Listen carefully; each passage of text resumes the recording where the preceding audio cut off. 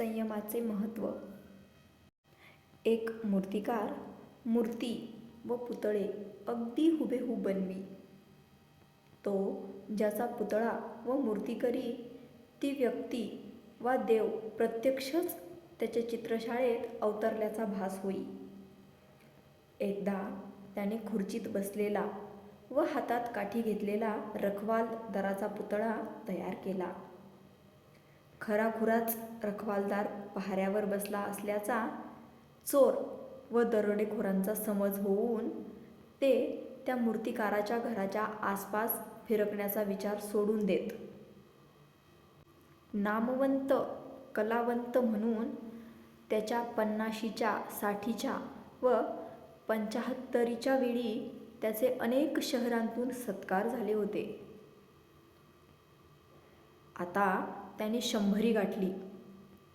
यमदूताला हुलकावणी देण्यासाठी त्याने आपल्यासारखे हुबेहूब 10 पुतळे तयार केले. एकदा त्याला आपल्याला न्यायला आल्याच्या घराकडे काही यमदूत येत असल्याची चाहूल लागली. तो पटकन आपल्या चित्रशाळेत गेला व तिथे ठेवलेल्या आपल्या 9 पुतळ्यांत 10वा पुतळा म्हणून निश्चिलपणे बसून राहिला. यमदूत त्या चित्रशाळेत शिरले.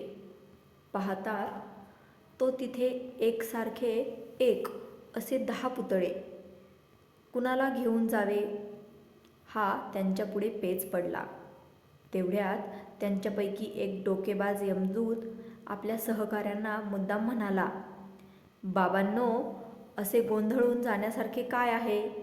कारण खऱ्या मूर्तिकारात जे एक व्यंग आहे ते त्याच्या बाकीच्या 9 पुतळ्यांत दाखवायचे राहून गेले आहे." त्या बुद्धिवान यमदूताच्या या विधानाने अपमानित झालेला तो मूर्तिकार पटकन उठून म्हणाला, "उगाच जीभ आहे म्हणून काहीतरी बडबडू नकोस. माझ्यात असलेला कोणता दोष मी या माझ्या पुतळ्यात दाखविलेला नाही."